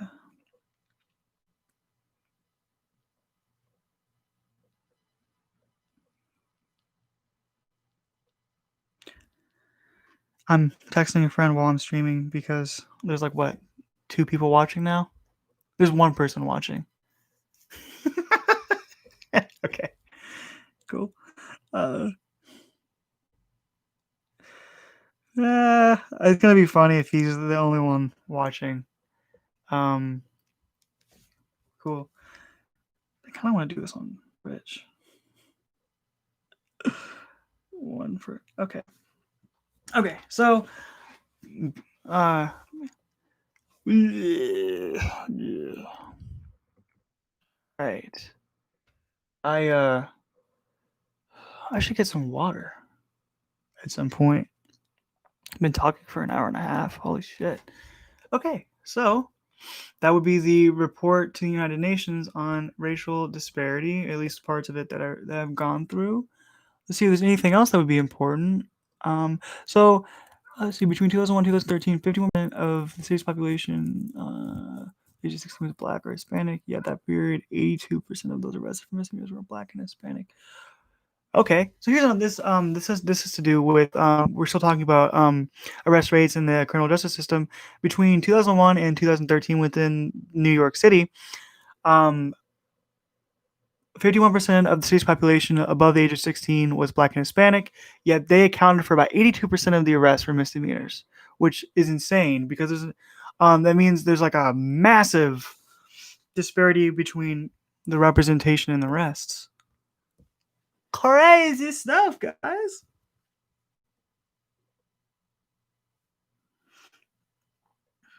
All right. I'm not going to be able to get to everything. It's just impossible. But I, at the very least, okay. So far we've talked about arrest rates. How Black people are more likely to be arrested for crime. They're more likely to be pulled over, to be searched, to be arrested. And another thing, a part of the chimera of racial injustice, is sentencing, because that racial bias will bleed over into sentencing as well. And let's see, of the 2,077 people in prison nationwide for a drug offense, okay, the drug war has a big part to do with this, because a lot of the people that are being thrown in prison uh, are for drug offenses, And about of the this is let's see. Although African so this is for sentencing. Although African Americans and Latinos comprise of 29% of the U.S. population, so that was actually was my so yeah. So they make up about 3/10 of the population. They make up over half of the prison population. So black people are and 6 times more likely to be incarcerated, and people of color make up over half of the prison population, even though they don't even they comprise about 3/10 of the population. So there's this disparity here, and this is the background for a lot of the rage and the outrage and just the calling for change is from all of these societal factors that lead up to this point, and as well as like years and years of ineffective policies from Democrats and Republicans. Among young, or to be committed to secure. Okay. Okay, I don't know much about that. Yeah. Okay. So, policies that disadvantage people of color. I could go on forever through this. Um, but there's a lot. There's a lot to this, and I think doing a full video would be a good idea. Let me see what else I've got to offer here because I kind of don't want to go forever. Ooh, mm, prison policy website. Okay, trans and correctional control by race and sex. Okay, so I'm gonna Okay, so in the criminal justice system, there is, despite black and Latino people comprising less, about 3/10 of the population, they are in jail a whole hell of a lot more than white people. And I'm starting, like, just kind of going through this data. I'm just starting to see like how it all like weaves together, and um just has to have massive impacts on the communities this affects. Trends and correctional control, get on the ground, policing poverty and racial inequality in Tulsa, Oklahoma. Okay, so this is on let's see, analysis of 2000. So this is from data from Tulsa, Oklahoma, from 2012 2017. Data provided from the Tulsa Police Department shows that black people in Tulsa. So we've talked about arrest rates in New York City. We've talked about North Carolina. So this is throughout the entire United States, and I think it has to do with how we've built the police system too. Our analysis of the 2012 to 2017 data provided by the Tulsa Police Department shows that black people in Tulsa are 2.7 times more likely to be subjected to physical force by police officers than white people. So this actually intertwines with the police brutality point earlier because it's all kind of just meshes together. I'm live streaming.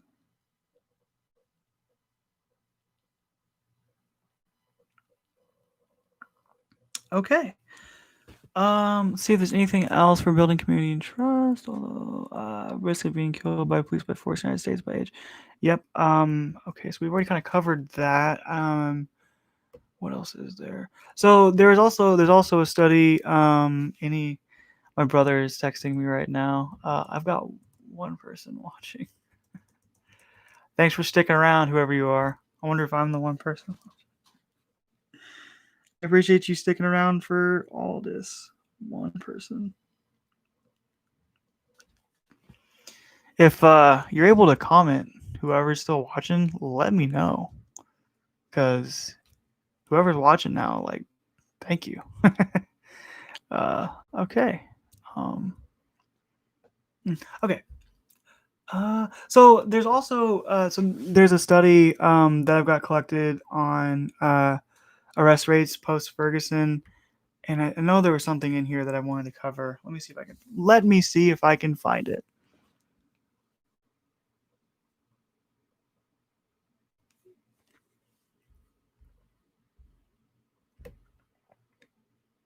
Hmm.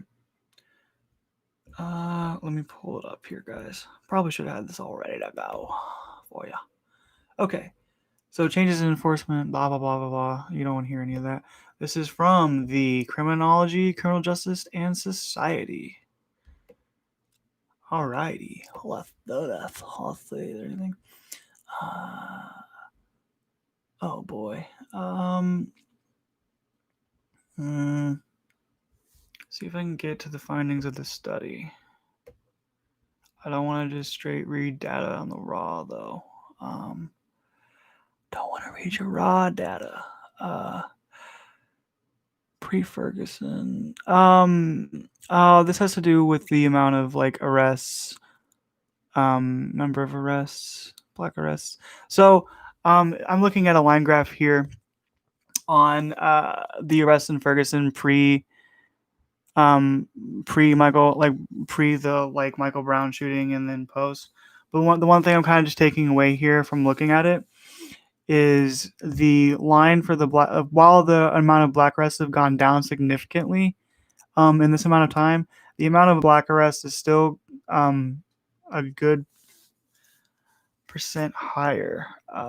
Okay, don't juvenile arrest rates, explaining juvenile arrest rates. Okay, I'm not going to go through that because that's not going to help me at all. Okay, so I have also a USA Today article. This is from 2014, so it's a little bit old, but it has arrest rates in 70 different departments, and I've got a few key quotes here. Um, at least 1,581 other police departments across the United States. So this is a broader study being done throughout the entire United States, not just in the key different areas that we've looked at. Um, they found that they arrest black people at rates even more skewed than in Ferguson. So the arrest rates in Ferguson, I actually have those pulled up. So this has in months before the Michael Brown shooting. So this is between 2011 to 2017. And in 2011, the number of arrests, if you were black, is it peaks at just about 475. Is that per? Let me make sure. That's probably. Let me make sure I'm reading this. So this is. Let me see if I can read this correctly. 400 number. It's probably in the thousands, right? I need to know how to read this shit. Holy fook. Okay, so I haven't taken statistics in a long time, but a lot higher. So not only was Ferguson before the Michael Brown shooting, the disparaging in the disparity between the arrest rates between whites and black people were high, and they got better. They lowered to 2017, but the 2014 article from US Today, they did a report that basically showed that there were over 1,500 police departments that had arrest rates that were potentially worse than Ferguson, and that's pretty damning. That's not good, because if you know anything about the policing that went on in Ferguson, is that the amount of times the percentage likelihood of you being arrested in Ferguson if you're a black man shot way up in comparison to if you're white. And I know this is kind of like really dry stuff to kind of go over statistics, but all of this plays into how our society functions. And I think this is the background knowledge that doesn't get discussed enough, and I think brings proper context to where we are now and what I think we're going to need to address in policy, and not just in protest, and not just in policy and protest, but through mutual aid and wanting to change the system as a whole, which is fucking hard. And the other quote I have for the USA Today article is at least 70 departments scattered from Connecticut to California arrested black people at a rate 10 times higher than people who are not black. Man, that's the stuff that That's the problem. So you have a higher with traffic stops. If you're black, you have a higher chance of being stopped for traffic. You have a higher chance of being searched. You have a higher chance of being arrested. You have a significantly higher chance of being arrested. This is throughout the United States, and then you also have a higher chance of being sentencing and being you have a higher. So that means your likelihood of going to jail is a lot higher. And we've even looked at how the population of the prison population for people of color is like 57%. Um, in comparison to the population being 29%, which seems like not like it could. It doesn't seem that bad in the pure numbers. Well, it does seem bad because you can see the disparity, but like it's even worse when you think about it in terms of a portion of the population.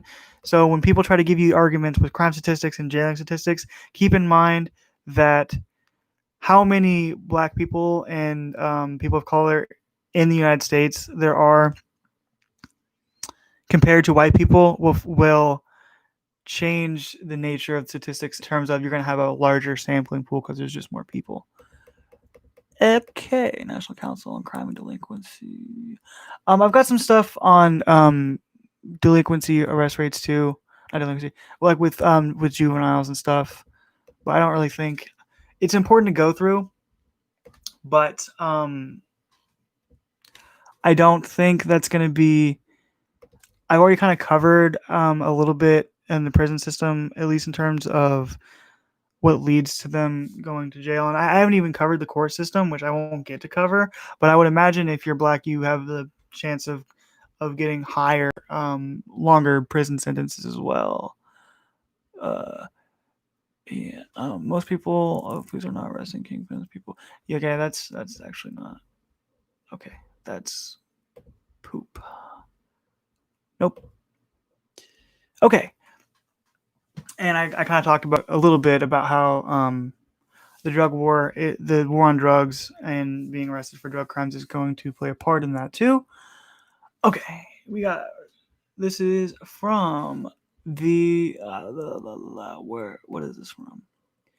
U.S. Rescued by Race. This is from 2009. Okay, so this is when it comes to being arrested for drugs. So there's a lot of different types of crime, and this one is covering drugs. And we talk about stop and frisk a little bit, but this is kind of giving information from at least 1980 up to 2007, which is a little dated, but it can still be kind of important.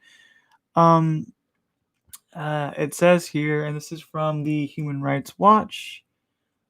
In every year from 1980 to 2007, blacks were arrested nationwide on drug charges at rates relative to the population that were about. And that's the important key here, relative to the population. So when you're dealing with conservatives talk about not necessarily conservatives, when people want to give you crime statistics, but they don't talk about in relative to the amount of people, the population, don't let them wiggle their way out of that. So relative to the population, they were about 5 times.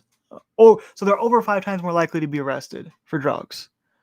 And then state by state data from 2006 showed that blacks were arrested for drug offenses at rates individual states that could be. So this could range from about 2 to 11.3 times greater. So the amount of and at least with marijuana, I don't know about the hard drugs, but keep in mind that white people and black people consume marijuana at just about the same rate. And I would imagine a lot of the crimes, the amount of drug convictions are going to be marijuana. So black and white people consume marijuana at just about the same rate. But if you're black from 1980 to 2007, you were about almost 3 to about 5.5 times more likely to be arrested for drug consumption. That's about the same. So there's a disparity. There's a disparity here. Okay, so yeah, that adds more to the to that as well. So this is showing the different parts of the criminal justice system that are making it very clearly there's a bias here that needs to be changed and addressed, and we need to fight full racial justice, which means fighting against these sort of things.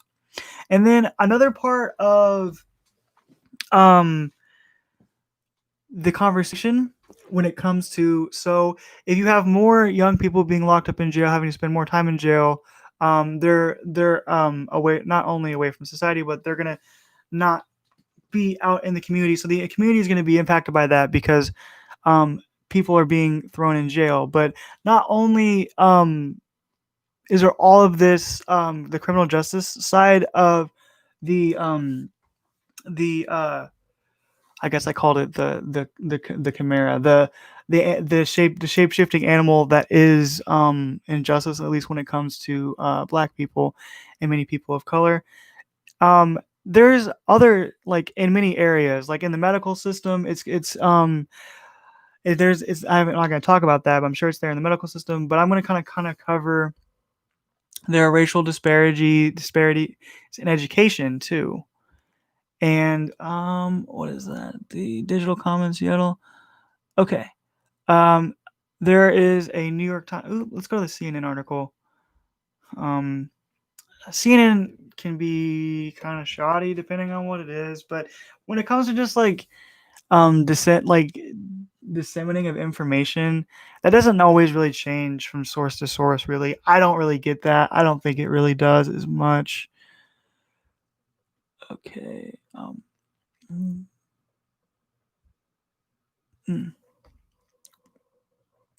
mm, Fabric of our nation. Okay. Oh, 1 in 10. So there's a so when it comes to the education system, from what the CNN article is telling me, and this is from 2016, so it could be subject to change. But in preschool, black kids were 3.6 times more likely to be suspected than white kids. This is probably for like misbehavior. And black students were 3.8 times more likely to be suspected. Yeah, for so that's gonna make like things more on edge. It's gonna be more difficult for them to want to be educated, especially if they don't have a lot of like people that look like you when they're educating. So this study that they're talking about found schools with large numbers of Black and Latino students offered fewer classes in calculus, chemistry, and physics. So this is saying that the schools with a larger population of Black and Latino students didn't offer as high of a quality education, and this was the case with gifted classes too. And then so Black and Latinos made up 42% of the student body in schools with gifted classes, and yet they made up 28% of the students enrolled. Okay, so there's less representation in schools, and so if you're not if you're not getting the same opportunity for a quality education, the ability for you to be able to have social mobility and to um, uh, make a lot better in life goes down. So education is a part of this too. And if you're arrested at any point, the likelihood of you being arrested if you're a black male goes up, or just if you're black, it goes incredibly up. And if you're arrested, I read something, I don't remember quite where it was, but if you were convicted of a crime, you're like 50% more likely to not be able to get a call back for a job. So less education. If you've been convicted of a crime, and if you're black, the probability of you going to jail for a crime, or at least having been convicted of a crime, goes up. So the likelihood of you being able to get a job goes down, and your access to a quality education is lower. All of this stuff works together to create a horrible, nasty situation for people of color. Yeah, and then here's another one. Apparently, minorities are more likely to be taught by less qualified teachers. So then, if your teachers aren't qualified, then you're not going to be as well educated. So this all kind of just works in this cyclical cycle, and this is the stuff that needs to be changed if we want to bring about a better society for as many students were enrolled in schools where 20% of teachers didn't meet all the requirements for a state license. Wow. So this is saying that nearly 800,000 students were enrolled in schools where 20%, that's one in 1 in 5 teachers didn't meet all the requirements for a state license. So you have less, in many different respects. You have less opportunity to get a quality education in terms of the classes that you take. But about depending on what school you're in, the chances of you having a teacher that can teach you the material, let alone take the class, and not have the right qualifications, is lower. 10 school teachers were the first year teaching. Okay. Yeah, so just a lower on the whole quality for an education, which means like So that would be one thing I want to talk about when I start wrapping up is ways to um, start to bridge the gap that we can do to bridge the gap of these injustices. So, um, and another key component um, within that. So you have all of the injustices within the criminal justice system. You have the disparity in amount, the quality of education that you're able to get. You're not able to get as many as jobs if you're convicted of crimes. Um, and then on top of that, if you are a person of color or you're black, the probability of you being in poverty increases as well. So this is from the Michigan University Poverty stats. The poverty, and this is for the poverty rate for all people, masks considerable variation between racial ethnic subgroups. Um, Poverty rates for Black and Hispanic people greatly exceed the national average. So in 2018, so this is about 2 years ago, 22.5% of Black people and 18.8% of Hispanic people were poor, compared to about 9.5% of non-Hispanic white people. So if you're Black, um, you have over 2 times more of a likelihood to be in poverty. And if you're in poverty, the likelihood of you being able to get out of poverty is even lower. So these are all the different societal conditions that we need to address and condemn and to fight against to ensure that we create a better world so we don't have to have riots. This is the background that's I think that needs to be talked about a little bit. That needs to be talked about more uh, when it comes to doing that sort of thing. So and I've also got a Stanford study on poverty and inequality. But I don't. Let me see if there's anything there. But I'm kind of getting close to wrapping up here because I've been going for 2 hours. 2 hours here. Let's see if there's anything in here that'll be important. Okay, why are Americans poor? Let's see what we got. Okay, so this is the geography. This is the geography of poor by race and ethnicity. Cities have the highest poverty rate, so if you're in a city, you're more likely to be impoverished. Okay. So I think it's basically just saying the same sort of thing. Yeah, okay, so I'm gonna read this paragraph real quick, but this goes along with the idea that if you're black, you're more likely to be impoverished. And so these broad characterizations of the spatial distribution of poverty. Let me get to the good stuff here. We found that blacks were 33% and Hispanics are 28%. I think that's in the rural South. A lot of racial groups face a greater risk of poverty. So if you're a person of color, you face a greater risk of poverty. Not only do you face a greater risk of poverty, you have the higher chance of having a lacking education, and an even higher chance of going to jail. And all these things play in a role to make uh, society or make life difficult for you. And the ultimate goal, I think, is to work to defeat these, not to defeat, oh gosh, that sounds so LARPy. No, to work to change these inequalities and these disparities. And how can we do that? Well, Black oppression and oppression of people of color has a different bias depending on what system you're in. And it changes a little bit, but it all kind of just wraps together. And there's like a certain cyclical line I kind of found out from looking at the studies where the likelihood of you being arrested if you're black or Hispanic is much higher, and being stopped for searches is higher. So then the likelihood of you going to jail for crime is a lot higher. And then I didn't even cover the court system, but and then since you have a higher chance of going to jail, you have a higher chance of being convicted of crime. And then we also found that black and Latino people made up a way higher of a prison population. So, what it comes down to is finding ways in policy to deal with these biases. So, one way that you could do that, I think, would be to decriminalize marijuana at the very start. So, I'm okay with the decriminalization of all drugs, but marijuana is an easier sell. So, if you let up on the drug war because it hasn't really shown a decrease in crime. You let off on the drug war, let up on the over policing. I think we need to change police as an entire system, but good luck with that. So, work to change that. Work to have less drug arrests. Make marijuana legal. Less people are going to go to prison. Less people's lives are going to be affected by that. That's one way to do it. And I think another thing that is very important when it would come to doing this as well, addressing poverty and education gaps would give tools to the Black um, community and to people of color to be able to be more prosperous. And um, so addressing poverty, and whatever that looks like within their community, um, would be one way would be to provide a better education for those people.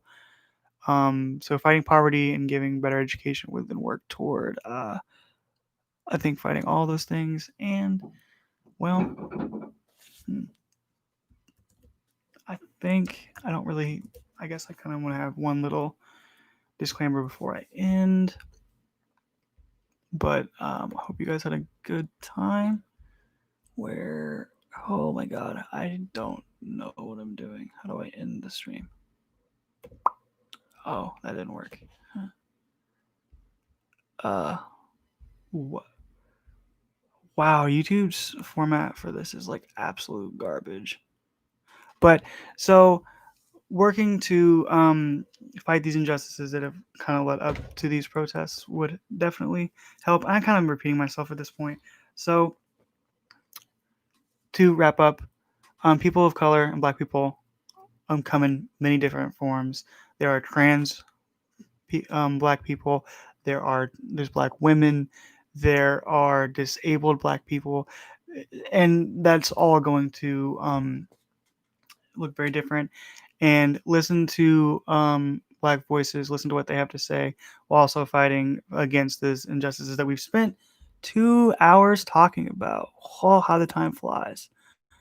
And if I can figure out how to end this live stream, well, I appreciate you guys diving into this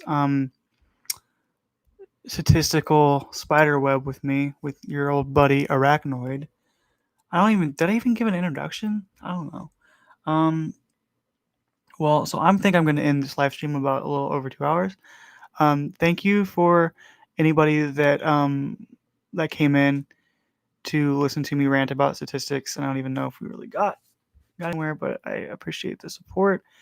And I think addressing the conditions, the economic conditions, the social conditions, and all of the different statistics that we covered that lead up to these injustices, these need to be as sickening as riots and as visceral and in need of change.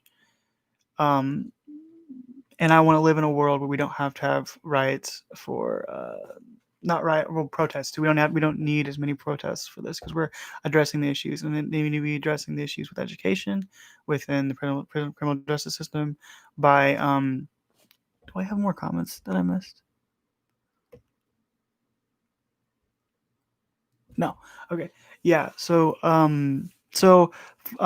Creating ways for people to get a better education to lift them out of poverty would drastically reduce their likelihood of committing crime, of being in that opportunity to commit crime, and then we need to vastly address how we're going to be policing. I think it really just needs to come down to having a law enforcement entity that isn't punitive and having a justice system that's not punitive too, but works for restoration and works for the benefit of the community and not for throwing people in jail for crimes and especially for drugs and things like that.